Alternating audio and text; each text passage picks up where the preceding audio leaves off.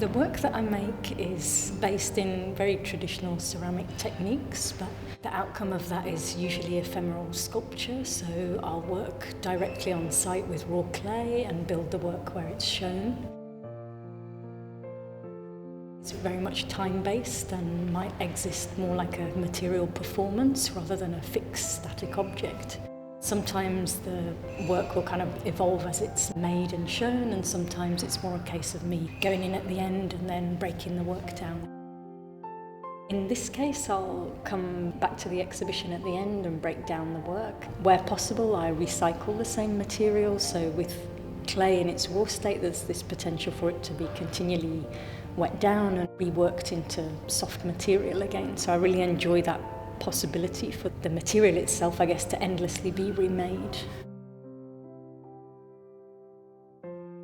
For this particular work at Wolverhampton, I was really interested in the idea of using the entire exhibition to create an evolving sculpture. So over a period of several months, continually adding to the work, so it's something that's always shifting and that the visitors are kind of experiencing that at different moments. And then hand in hand with that really is this idea of how we record things which are momentary, and in this case, how do we record sculpture that's continually changing and actually involving the public in that process as well, so inviting them to draw and write in response to the work as it's made.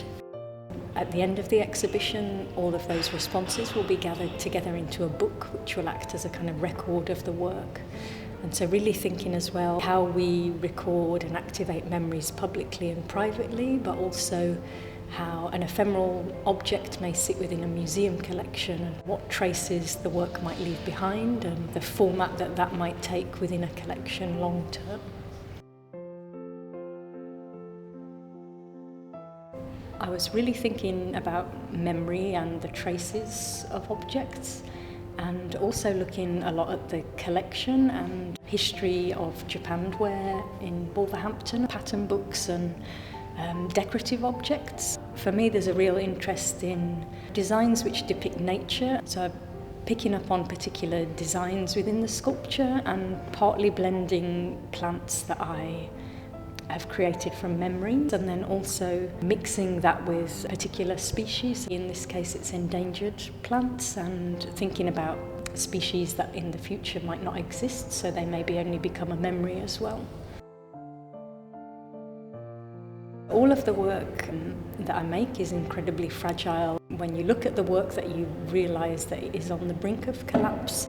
There's usually a combination of them being very delicate, but also the way that I build the work, because it's not fired, there might be a very solid base as well.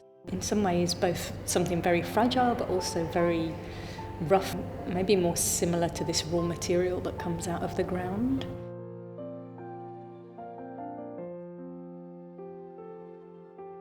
Writing's often a starting point for me, particularly fiction. I see a lot of parallels between written language and clay, actually. The way that you can manipulate that to create a really vivid world.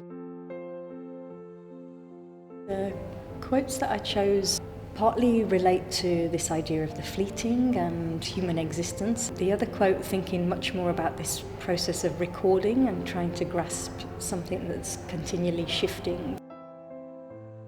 As a visitor, I think there's a tendency people might go to an exhibition and take a photograph, but I think in asking people to draw and maybe write, it demands they look in a slightly different way as well, that it slows down that process, and maybe the longer you spend, the different details you notice, and I'm really interested to see what captures the public's attention and their perception of the work, rather than the record only being my view of how I imagine it should be perceived as well.